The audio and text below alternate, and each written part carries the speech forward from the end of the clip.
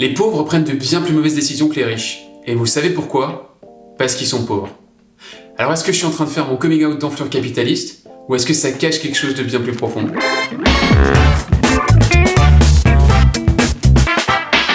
Eldar Shafir et Sendil Mullainathan, professeurs respectivement de psychologie à l'université de Princeton et d'économie à l'université d'Harvard, ont consacré un livre en 2013 à un sujet capital. Comment est-ce qu'on prend nos décisions et quel rapport ça a avec nos moyens financiers? S'ils se sont penchés sur ce sujet, c'est parce qu'il y avait jusqu'à présent deux grandes théories s'agissant de décrire comment les pauvres prennent des décisions. Pour les uns, ils font plus ou moins une analyse coût-bénéfice et sont donc parfaitement rationnels. Ils sont juste pas très bons à ce jeu. Non, moi je crois qu'il faut que vous arrêtiez d'essayer de dire des trucs. Pour les autres, il existerait une culture de la pauvreté basée sur de mauvaises valeurs et des difficultés à planifier. Mais c'est pas possible d'entendre des conneries pareilles! Les deux chercheurs, eux, ils avaient l'intime conviction qu'il existait une troisième voie. Ce qu'ils ont mis en évidence, c'est que les pauvres sont aussi irrationnels que les riches, merci les méandres du cerveau, et qu'il n'y a pas de raison de penser qu'ils soient des cas pathologiques ou une sorte d'espèce à part. Thank you!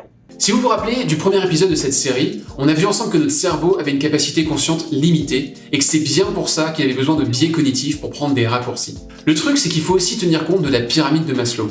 Le principe, c'est que tant qu'un besoin d'un étage inférieur de la pyramide n'est pas assouvi, on peut pas se consacrer au suivant. Or, si on est pauvre, il y a des chances qu'un besoin physiologique ou un besoin de sécurité ne soit pas satisfait, par exemple parce qu'on a faim ou parce que notre équilibre financier est précaire. Le problème, c'est que ça occupe de la bande passante mentale. La rareté, voire la pénurie de certaines ressources ampute nos capacités cognitives, et on se met à prendre des mauvaises décisions.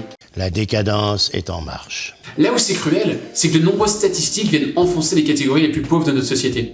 Ils sont en moyenne des parents moins attentifs, ils suivent moins bien leur traitement, il y a même des statistiques qui montrent qu'un fermier pauvre aura de moins bons rendements dans ses champs qu'un agriculteur riche. Le truc, c'est qu'il ne faut pas confondre corrélation et causation. Oui, deux phénomènes arrivent simultanément, mais l'un n'entraîne pas l'autre. Comme par exemple ce graphique qui montre que le nombre de personnes se noyant dans une piscine est corrélé au nombre de films dans lesquels Nicolas Cage apparaît. Ou encore la corrélation entre le taux de divorce dans le Maine et le taux de consommation de margarine par habitant. Vous allez voir qu'il y a deux expériences de nos deux chercheurs qui appuient cette hypothèse. D'abord, ils ont réalisé des tests de QI dans un centre de réparation automobile du New Jersey. Le twist, c'est qu'ils commençaient par mettre leurs cobayes en situation. Pour la première moitié, on leur disait qu'ils allaient devoir faire pour $150 de réparation sur leur voiture. Mais pour l'autre moitié, le devis montait à $1500. Bilan, pour les plus riches, les scores de QI restaient identiques. Mais pour les plus pauvres, le score baissait quand la facture montait. Devoir dépenser autant, sachant qu'ils pouvaient pas se le permettre, ça leur occupait l'esprit et ça réduisait leur bande passante. La précarité réduisait leur intelligence apparente. Alors vous allez me dire qu'aussi représentatif que soit l'échantillon, il y a forcément un biais statistique, et oui, vous avez raison. D'où l'intérêt de la deuxième expérience. Cette fois, l'étude portait sur des agriculteurs indiens produisant de la canne à sucre. La particularité de leur métier, c'est qu'ils ont des revenus cycliques. Tous les ans, au moment de la récolte, ils touchent un gros pactole. Et ensuite, tout le reste de l'année, ils doivent gérer et vivre sur cette rentrée d'argent unique. Dit différemment, ils sont riches quelques semaines dans l'année et pauvres tout le reste du temps. Du coup, les chercheurs leur ont fait passer deux séries de tests de QI. Une première 2 mois avant la récolte et une deuxième 2 mois après.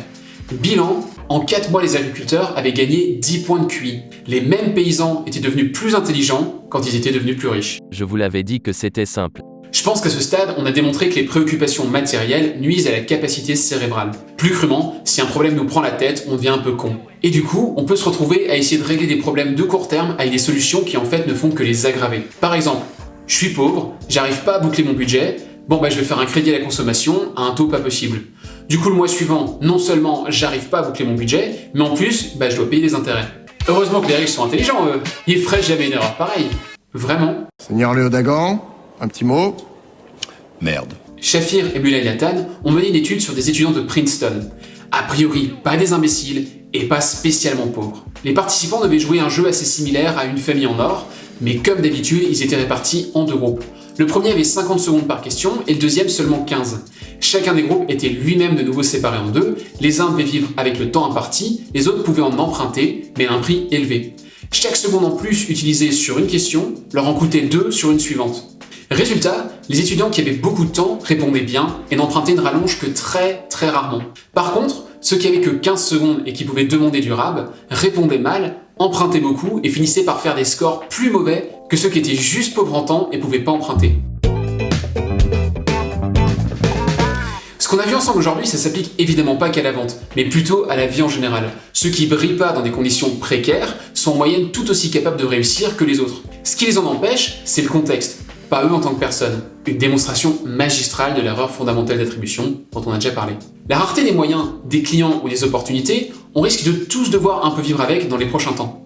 Les deux chercheurs suggèrent d'ailleurs dans leur livre que la principale conséquence de la crise de 2008 était probablement la moins visible.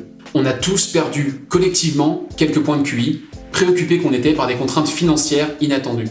Je vais me permettre d'étendre le constat à la séquence difficile qu'on vit depuis quelques mois. Maintenant, c'est pas irréversible et certainement pas insurmontable. Ça demande juste un effort spécial pour prendre un peu de recul, nous ménager un peu de marge dans nos plans, nos journées ou nos prévisions. Et si vraiment je voulais faire un épisode politique, je dirais que le « quoi qu'il en coûte », il devrait peut-être s'appliquer tout le temps, crise ou pas. Histoire que collectivement, on s'accorde un petit bonus sur les points de QI en se libérant des angoisses matérielles. Comme ça, tu serais peut-être un peu moins con, Jean-Jacques. On avait déjà vu que la rareté avait une incidence directe sur notre désir et notre comportement d'acheteur en général.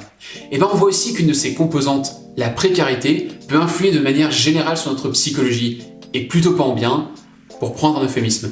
Allez, je vais terminer sur une note beaucoup plus légère. Dites-vous que je vous propose des épisodes fouillés et j'espère de bonne qualité, alors même que je suis préoccupé par le nombre de vos amis, proches ou comptables qui me connaissent pas encore. Imaginez ce que ça pourrait donner le jour où on sera plusieurs milliers ici. À bientôt.